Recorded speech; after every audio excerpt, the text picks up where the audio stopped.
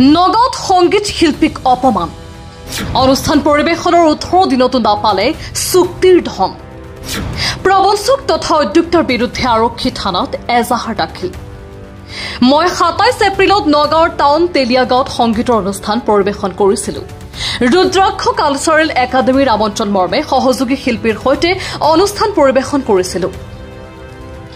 অনুষ্ঠান পৰিৱেশনৰ পিছতো চুক্তিৰ ধন নিদিলে অন্যতম উদ্যোক্তা কৌশিক গৌতমে নিশা 1:30 বজাত অনুষ্ঠান শেষ কৰি পুৱা 5 বজালৈকে কৌশিক গৌতমৰ চোতালত ৰলো তথাপিও চুক্তিৰ ধন নাপালো পিছত ফোন নধৰা হল তেওঁ ইয়াৰ পিছত তাৰিখৰ পিছত তাৰিখ দিলে কিন্তু নাপালো মাননি অৱশেষত এটা তাৰিখ দিলে 12 মে কিন্তু সেই তাৰিখতো নাপালো প্ৰাপ্য ধন সেই 13 মেত মই তেওঁলোকৰ ঘৰলৈ গলো কিন্তু তেওঁক লগ নাপালো ইয়াৰ বিপৰীতে তেওঁৰ পিতৃয়ে আমাক দুৰ্ব্যৱহাৰহে কৰিলে উদ্যোক্তা কৌশিক গৌতমৰ পিতৃও এগৰাকী পৰিচিত তবলাবাদক যাৰ পৰা এনে ব্যৱহাৰ কল্পনাৰো অতীত সেয়ে মই অৱশেষত এতিয়া সংবাদ মাধ্যম আৰু আৰক্ষীৰ কাষ চাপিছো নগাঁৱৰ হৈবৰগাঁও আৰক্ষী থানাত দাখিল কৰিছো লিখিত অভিযোগ এনেদৰে এতিয়া অনুষ্ঠানৰ আয়োজকৰ বিৰুদ্ধে নগাঁৱত সৰব হৈ পৰিছে জামুগুৰিৰ অভিজিত ৰাগ নামৰ কণ্ঠশিল্পীগৰাকী ৰুদ্ৰাক্ষ কালচাৰেল একাডেমীৰ স্বত্বাধিকাৰী তথা সেই 27 এপ্ৰিলৰ অনুষ্ঠানৰ আয়োজক এগৰাকী কৌশিক গৌতমৰ বিৰুদ্ধে আইনী ব্যৱস্থাৰ আশ্ৰয় ল'বলগীয়া হৈছে অভিজিত ৰাগে অভিযোগ অনুসৰি কৌশিক গৌতমে কেৱল অভিজিত ৰাগকে নহয় সেইদিনাৰ অনুষ্ঠানৰ কৌতুক গোষ্ঠী অৰ্কেষ্ট্ৰা দল মঞ্চ নিৰ্মাতা আৰু শব্দযন্ত্ৰৰ গৰাকীকো বৰ্তমানেও আদায় দিয়া নাই চুক্তিৰ ধন ইয়াৰ বিপৰীতে তেওঁ প্ৰদান কৰা চেকসমূহ বাউন্স হোৱাৰহে গুৰুতৰ অভিযোগ উত্থাপিত হৈছে সেয়ে এতিয়া অনুষ্ঠানটোৰ শিল্পীসকলে প্ৰবঞ্চক আখ্যা দিছে এগৰাকী কৌশিক গৌতমক ঠগ প্ৰবঞ্চনা আৰু প্ৰলোভনেৰে অনুষ্ঠান পাতি বাহবা লোৱা এগৰাকী ধুৰন্ধৰ যুৱকক আপোনা সবেও চিনি থওক ভালকৈ এনে একাংশ ব্যক্তিৰ বাবে মান সন্মান যায় ঠাইৰ সন্মানহানি হয় সমাজখনৰ নমস্কাৰ মই অভিজিত ৰাগ মই গীত পৰিৱেশন কৰোঁ মঞ্চত যোৱা 27 এপ্ৰিলত টাউন তেলিয়াগাঁৱৰ যিখন ফিল্ড আছে তাতে এটা প্ৰগ্ৰেম কৰিছিলোঁ কৃষ্ণমন্দিৰৰ ঘৰৰ ওচৰতে আমাৰ শিল্পী সেই অনুষ্ঠানত পাতিছিলে চকলাঘাটৰ এজন নিবাসী কৌশিক গৌতম বুলি কয় তেওঁ আচলতে ইয়াত ভাড়া থাকে টাউন তেলিয়াগাঁৱত ভাড়া থাকে তেওঁ এখন স্কুল খুলিছিলে ৰুদ্ৰাক্ষ কালচাৰেল একাডেমী এখন মিউজিক স্কুল সেই স্কুলখনৰ ফালৰ পৰা বহাগ বিহুৰ এটা অনুষ্ঠান পাতিছিলে মই 27 এপ্ৰিলত প্ৰগ্ৰেম কৰিলোঁ প্ৰগ্ৰেমটো কৰাৰ আগত একদম আধা ঘণ্টা আগত মোক কৈছে যে মানে অভিজিত মোক পইচা মানে কেছ নাইকিয়া হৈ গ'ল তোমাক চেক দিলে হ'বনে মই কৈছোঁ চেক দিলে নহ'ব কাৰণ মই চবকে প্ৰগ্ৰেম শেষ কৰি পে'মেণ্ট কৰিব লাগিব মোৰ মিউজিচিয়ানছখিনি তো গতিকে মোক কেছেই লাগিব কিন্তু এনেকুৱা মই মানে নহয় যে মই আমিতো ডাঙৰ শিল্পী নহয় ডাঙৰ শিল্পী হ'লে কি হয় অনুষ্ঠানটো কৰাৰ আগতে গোটেই পইচাটো লৈ লয় তাৰপিছত অনুষ্ঠান কৰে আমিও তো তেনেকুৱা নহয় আমি টকা 30-40-50 হাজাৰ টকাত কৰি থকা মানে গায়ক তো অনুষ্ঠানটো কৰিলোঁ যেনেকৈ নহওক কৰিলোঁ নামি অহাৰ পিছত যেতিয়া পইচা বিচাৰিছোঁ পইচা দিব নোৱাৰে তেওঁ কৈছে চেক লোৱা মই চেকটো কোনো কাৰণে ল'ব নোৱাৰোঁ কাৰণ চেকখন নি মই ক'ত কি কৰিম বেংকত যাম এনেই দৌৰি থাকিব লাগিব সিহঁতক পে'মেণ্ট কৰিব লাগিব মই লগতে তো আমি সেই ৰাতি 1টাত প্ৰগ্ৰেম শেষ হৈছে ৰাতিপুৱা 5টালৈকে তেওঁ চোতালত পইচাৰ কাৰণে ৰখি আছোঁ তেওঁ কোনো কাৰণে পইচা দিব নোৱাৰিলে তাৰপিছত তেওঁ মোক এখন লিখিতভাৱে দিলে তেওঁৰ যিখন পেড চিল আছে পেডত বঢ়িয়াকৈ লিখি পেলাই দিছে যে আজি মই 12টা বজাৰ আগত বাকীখিনি পইচা মই অভিজিতক ঘৰত দিমগৈ তো সেইদিনাখন নাহিল পইচা দিবলৈ ফোন কৰিছোঁ ৰিচিভ নকৰে তাৰপিছত ৰিচিভ কৰিছে কৈছে মই এনেকুৱা এটা ফচি আছোঁ মই গৈ আছোঁ পইচা লৈ এই ওলাইছোঁ সেইদিনাখন আহিল 28 তাৰিখ গ'ল 29 তাৰিখ গ'ল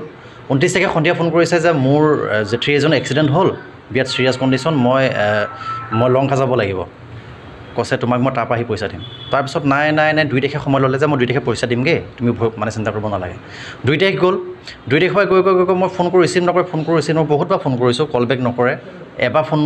কল বেক কৰি পেলাই কয় যে মই তোমাক পইচা দিম তুমি চিন্তা কৰিব নালাগে লাষ্ট মোক ডেট ল'লে 12 তাৰিখে তেওঁ দৰমহা হ'ব 13 তাৰিখে মোক ঘৰত মানে পইচা দিব অহা কথা 12 তাৰিখ গ'ল 13 তাৰিখ গ'ল 14 তাৰিখ গ'ল মই তেওঁলোকৰ ঘৰত গৈছিলোঁ 13 তাৰিখে পইচা বিচাৰি তো ঘৰত নাই বুলি ক'লে কিন্তু তেওঁৰ পিতৃ কিৰণ দাস আমাৰ নগাঁও অঞ্চলৰ চবেই চিনি পায় ভাল এজন তবলাবাদক এজন শিল্পী ভাল শিল্পী বুলি কওঁ জ্যেষ্ঠ শিল্পী কিন্তু সেইদিনাখন তেওঁলোকৰ ঘৰত মই অলপ বেয়া ব্যৱহাৰ পাই আহিছোঁ এজন জ্যেষ্ঠ শিল্পীৰ পৰা আমাৰ নিচিনা সৰু গায়ক এজনক তেনেকুৱা ব্যৱহাৰ কৰিব নালাগিছিল অলপ বেয়া শব্দ প্ৰকাশ কৰিয়ে কৰিছে মোক সুধিছে তুমি কিমান পইচা পোৱা মই বোলো অনুষ্ঠানটো 50,000 টকা আছিলে মোক 11,000 টকা দিলে মই আৰু 39,000 টকা পাওঁ মানে 40,000 টকা বা 39,000 টকা তাৰে মই 4,000 টকা সেই স্কুলখনৰ কাৰণে বাদ দিছোঁ যিখন স্কুলে পাতিছিলে তাৰ কাৰণে বাদ দিছোঁ মোক বাকী 35,000 টকা দিলেই হ'ল মোক সুধিছে তুমি 35,000 টকা গান গালা জানো মই যেতিয়া ক'লোঁ যে বৰ্তা 35,000 টকা গান গোৱা নাই বা সময় নহ'ল এইটো কাৰণে নহ'ল আপোনালোকৰ মাজত এখন কাজিয়া হ'ল সেইটো সময়ত কাজিয়াখনৰ কাৰণে অনুষ্ঠানটো আপোনালোকে আমাক সামৰিবলৈ ক'লে যে অনুষ্ঠানটো সামৰি দিয়া পৰিৱেশটো বেয়া হ'ব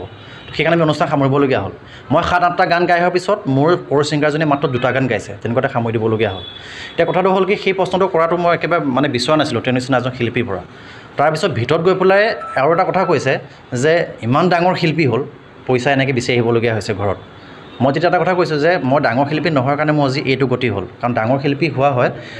মই ষ্টেজৰ আগত উঠাৰ আগত পইচা ল'লোঁ হয় মই সৰু শিল্পীৰ কাৰণে ষ্টেজৰ পৰা নামি হোৱাৰ পিছত পইচা বিচাৰিছিলোঁ এতিয়া কথাটো হ'ল কি এতিয়া মই লাহে লাহে গম পাইছোঁ যিটো পেণ্ডেল দিছিল পেণ্ডেলৰ মানুহে আজিৰ দিনত 52,000 টকা পাবলৈ আছে মানে এটকাও নাপালে 52,000 টকা পোৱা নাই আৰু আপোনাৰ শব্দযন্ত্ৰীয়ে পোৱা নাই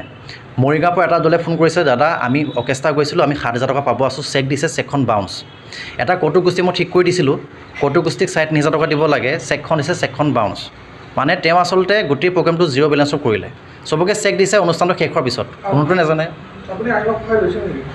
মই আইনৰ সহায় লৈছিলোঁ মই হয়বগা থানাত এখন এজাহাৰ দিছোঁ তেওঁলোকেও কৈছে আমি হেল্প কৰিম যিমান পাৰোঁ আৰু গতিকে আজি আপোনালোকৰ ওচৰলৈ আহিছোঁ আপোনালোকে যি পাৰে সহায় কৰক আৰু এই মানুহজনে আচলতে এনেকৈ কৰি আচলতে বহুত দিনৰ পৰা খাই আছে বুলি মোৰ এটা অনুমান হয় নহ'লে ইমান এটা ডাঙৰ ৰিস্ক ল'বলৈ কেনেকৈ পাৰে চবকে চেক দিছে য'ত নেকি পইচা নাই হয় একদম ঠগ প্ৰবঞ্চক বুলি ক'ব লাগিব এটা ফ্ৰড হয় আৰু এই বাইটটো মই আজি দিম বুলি একেবাৰে সাজু নহয় কাৰণ তেওঁলোকৰ দেউতাক এটা সন্মান আছে কিৰণ দাস বুলি ক'লে চবেই জানে আৰু যিজন ল'ৰাই পাতিছিলে কৌশিক গৌতম তেওঁ এটা সময়ত গান গাইছিল কম্পিটিশ্যন কৰি পৰিছিলে গতিকে তেওঁ এজন শিল্পী বুলিয়ে হ'ব গতিকে শিল্পী আচলতে শিল্পীৰ লগত এনেকুৱা কৰিব নালাগে বা আমাৰ লগত এনেকুৱা কৰিব নালাগে কিন্তু উপায় নাই মই এইটো কৰিবলৈ বাধ্য হৈছোঁ মানে কাৰণ আমি আন শিল্পীৰ দৰে মাহত 30খন প্ৰগ্ৰেম নকৰোঁ খুব বেছি 10-15খন প্ৰগ্ৰেম কৰোঁ কম পইচাত কৰোঁ গোটেই বছৰটো চলিবতো নহয় যিকেইদিন চলোঁ তেনেকৈ চলিবলগীয়া হয় কিন্তু এতিয়া চাওক 50,000 টকাৰ পৰা মই 40,000 টকা মানে 35,000 টকাই পোৱা নাই আচলতে কমিটি বুলিবলৈ তেনেকুৱা নাই স্কুলখনৰ ৰিডাকশ্যনৰ অনাৰ তেওঁৱেই আছিলে কৌশিক গৌতম তেওঁৰ লগত মাত্ৰ 2জন ল'ৰা আছিলে শিৱা আৰু বিদ্যা বুলি তেওঁলোক 3জনেই আছিলে আৰু মই যিমান দূৰ জানো সেই অনুষ্ঠানটো পতাৰ কাৰণে তেওঁ লোকেল মানুহখিনিৰ লগত একেবাৰে ভাল নাছিল মানে পাতিবলৈ দিয়া নাছিল নেকি যাৰ কাৰণে অনুষ্ঠানটোৰ মাজতে সেই লোকেল ল'ৰাবিলাকে আহি তেওঁলোকৰ অকণমান অপ্ৰীতিকৰ পৰিৱেশ এটা সৃষ্টি কৰিলে তেওঁলোকৰ ভিতৰৰ কথা মই ক'ব নাযাওঁ সেইকাৰণে তেওঁৰ লোকেল অনুষ্ঠানটো সামৰিবলগীয়া হ'ল আৰু স্কুলখনৰ নাম আছিলে ৰুদ্ৰাক্স কালচাৰেল একাডেমি বুলি আছিলে যিখন স্কুল অ'পেনিং কৰোঁতে মই নিজেই আহিছিলোঁ গান গাবলৈ মোক মাতিছিলে কি কয় স্কুলটো আছিলে টাউন তেলিয়াগাঁও আমাৰ কৃষ্ণমণি নাথ ককাইদেউৰ ঘৰৰ ওচৰতে আছিলে ভিডিঅ' জাৰ্নেলিষ্ট মৃণালৰ সহযোগত নগাঁৱৰ পৰা বিভূতি বৰাৰ প্ৰতিবেদন সুহানা লাইভ।